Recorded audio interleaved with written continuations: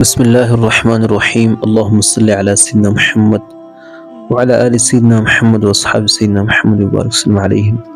ناظرین، کل سورۃ الحجرات کے تعلق سے آپ کے سامنے گفتگو کی، اس کی آیت نمبر 12 پر، اور اس کا آدھا حصہ میں نے آپ کے سامنے تلاوت کیا تھا۔ آج اس کا جو بقیہ حصہ ہے وہ آپ کے سامنے تلاوت کروں۔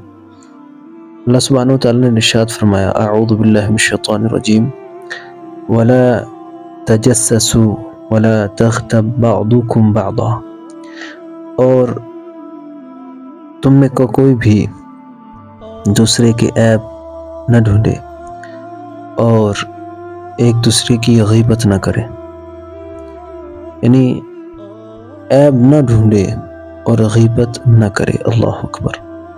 عیب بھی کیسے تلاش ہوں گے؟ جیسے کل میں نے بتایا تھا کہ اپنی نشست و برخاست کو ایسا بنا لیا جائے ایک محدود دائرے کے اندر، جیسے کہ اسلام کی حدیں ہیں، تو ایسی جگہوں سے اور ان چیزوں سے، یعنی ان تمام چیزوں سے اوائڈ کیا جائے، بچا جائے کہ جن کے اندر یہ ساری چیزیں پیدا ہوں گی ناظرین۔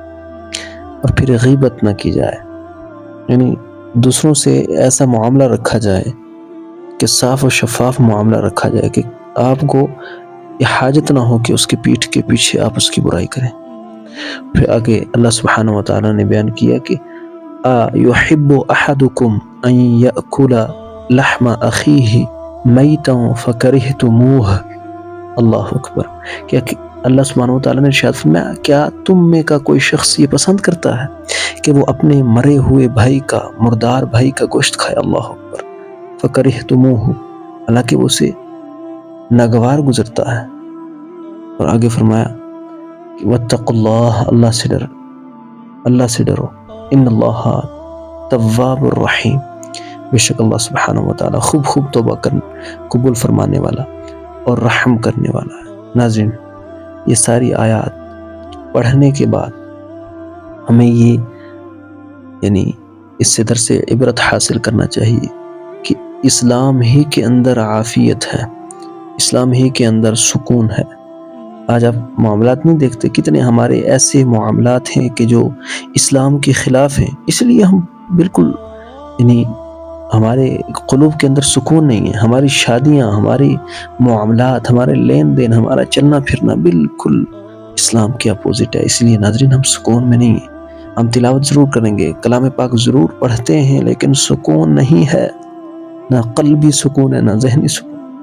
ہم تو بچنا چاہتے ہیں، لیکن ہمارے معاشرے کے اندر ایک اگر دیندار ہے، 10 اس کے مخالف کھڑے ہو جاتے ہیں، 10 اس کے اپوزٹ کھڑے ہو جاتے ہیں۔ ایک گھر میں اگر کوئی ایک دیندار ہے اور بچنا چاہتا ہے تو کئی اسے پریشانیاں لاحق ہو جاتی ہیں۔ اللہ سبحانہ وتعالی ہمیں بچنے کی توفیق عطا فرمائے۔ اللہ سبحانہ وتعالی کی بارگاہ میں دعا ہے، اللہ سبحانہ وتعالی ہمیں نبی صلی اللہ علیہ وسلم کا سچا پکا غلام بنائے۔ اللہ سبحانہ وتعالی حق بولنے کی توفیق عطا فرمائے۔ السلام علیکم ورحمۃ اللہ وبرکاتہ۔